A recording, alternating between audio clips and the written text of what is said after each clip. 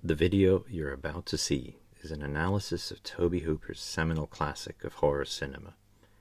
It is the tale of how a small, $140,000 film changed American movies, and how Tobe Hooper tapped into the country's vulnerable subconscious by twisting the fictional fabrics of society. This is how Hooper turned an idyllic summer afternoon into a nightmare, with influences from the most bizarre crimes in the annals of American history. In the second episode of Study of the Dead, we delve into one of the truest expressions of fear, the Texas Chainsaw Massacre. Welcome to Fright Night. No. Be afraid. Be very afraid. Where you son of a... No more room in hell. The dead will walk here. Study of the dead. A flash, a camera, darkness. We can see nothing, we only hear panting, digging of a tired mess of a person labouring away. Then something. The first clear image of something. Teeth, a face. Something's wrong for the dark again. Suddenly the screen lights up again and we get our first close shot of the movie. Oh god.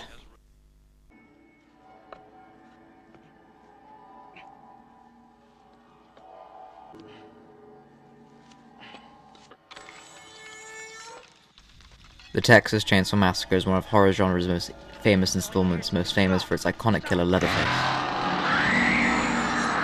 When asked the question who is horror's Rushmore, he's there. This chainsaw-wielding maniac starring in 7 movies with an 8th on the way. His motorized weapon are now the mainstay in horror's Hall of Fame. Yet with his iconicness, he's always been known to be backed by and surrounded by his family, an interchangeable web of Sawyers, Slaughters, and Hewitts, who often change Leatherface's murders, but often surpass him in their cannibalistic crusades. However, it is not nor Leatherface, or even the endless sequels that fermented the family's name. And truth is what they stand for, what they represent, and what their very existence says about us. Very occasionally a movie comes out that captures the subconscious, be that positive or something more sinister. And with the studio's distrust in macabre movies, films like the Texas Chainsaw Massacre are becoming more and more rare. Contemporarily set movies often either feel like they're fighting any political subtext, or dive headfirst and come off as preachy. The Texas Chainsaw Massacre is one of the most prominent horror films in the trend that finds a blend of social issues and terror. Its 70s setting feels intrinsic to the world, and possibly why the following sequels lacked a certain tonality. The 70s were considered the greatest century in modern cinema. It was when studio system was broken down and a new Hollywood birthed from its ashes. And for a brief period, this meant filmmakers were given free rein with their creative decisions. This was due to the invention of this. The television. This was and still is the most dangerous thing to cinemas, even though now made more look like this. Either way, studios wanted money, so they needed people.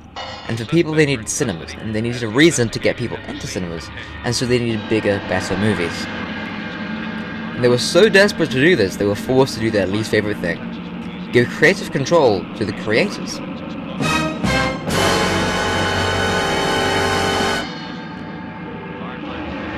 Theaters were flooded with smaller, but on average better, movies redefining cinema movies like Jaws and The Godfather, some of the most famous in this category. These were new, better films. Censorship was lax, and movies were now allowed to further explore things, remixing traditional Hollywood with the rest of the world's more artistic, expressionist films. This is one of the most fitting descriptions of the ideology behind the camera. The Texas Chainsaw Massacre worked with its political resonance, and it referenced America's pastimes within its horror. I mean, just look at the dinner scene. Would it remind you of anything? Just combine Norman Rockwell with Rob Zombie and here you go. The movie explored the main theme of the 70s apocalyptic perversion, using twisted images of 50s Americana to create a sense of depravity. That is what the Sawyer family really are, a depraved version of the 50s nuclear family. Leatherface taking a more maternal role, and their male family with their brother Drayton, an almost cartoon depiction of the working class stereotype. Just listen to his mannerisms, his cheerful discussion of the plight of a small business owner. Had to lock up and get the lights. Cost of electricity is enough to drive a man out of business. The idea of the Sawyers came to Tobe Hooper after reading Robert Bloch's book Psycho on the infamous killer Ed Gein, a man known to have inspired killers in movies like Alfred Hitchcock's Psycho and Silence of the Lambs, Buffalo Bill, who killed 2 people and exhumed bodies to create depraved sculptures. Other killers like Dean Cornhill and Elmer Wayne Henley, who in 70s Texas captured, raped, tortured and murdered up to 29 teenage boys between 1970 and 1973, whilst keeping a very popular social reputation with their candy factory, which was known to give free candy away to children. When the masses found out, there was a sort of hysteria. The idea of these monsters who, whilst committing brutal crimes, were able to be respected and liked figures in their communities shocked the public. In attempts to explain this, hundreds of papers were all released by all manner of psychologists on the suppression of Middle America, on a workforce chewed up and spit out by capitalism, no longer needed in a changing world. The job was for him a way to express his more primal animalistic attraction to killing, as those he found exploitable for profit by large companies. What he's laid out is society-approved vice for killing, these bloody desires bubbling up into a violent, unhinged slaughter. The movie deliberately set in the 1970s. Its mass heel turn and accepted culture are breaking down a more conformist Republican past by a new politically charged generation. The clash of old and new, but a set piece for an apocalyptic America. It inhabited the great world feeling like it was about to come to an end, with attacks even coming from space to this great expanse.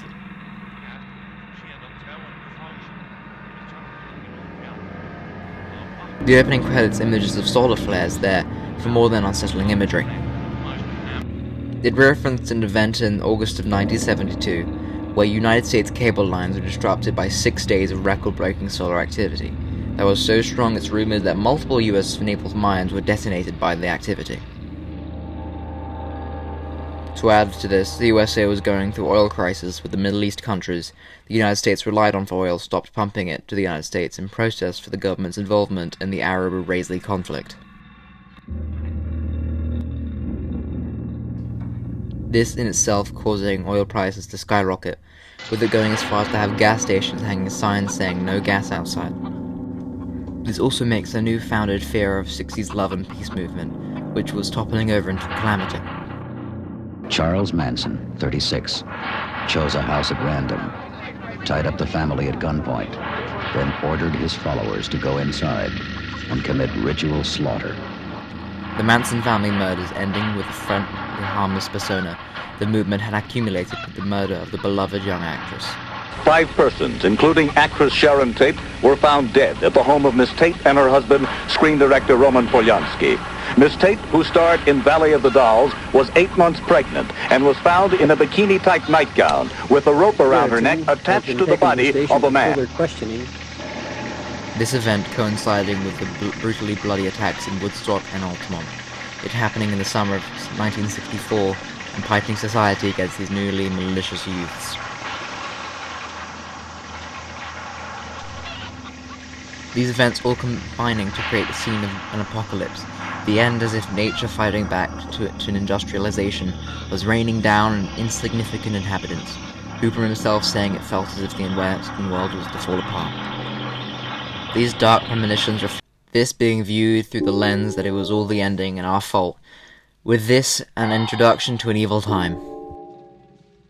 And with all the movie spawns, its terror reveals the monster to be us. When horror originally became mainstream, the Universal monsters were all the rage, but they were fantastical stories set in what was viewed as a far-off land of Europe. Then there was sci-fi craze of the 50s, but still whilst the United States, having foreign villains, portrayed its heroes as brave souls there to stop it. And then this evolved into the 70s, where it was us who made the subjects of the fear. We were the cackling villains, wielding knives, machetes, and chainsaws. The Texas Chainsaw showed humanity's fall into barbarism, with even our heroes not coming out unscathed. The character of Franklin and the hitchhiker often compared, with both their childish demeanors there, which asked the audience if the pair were really that different.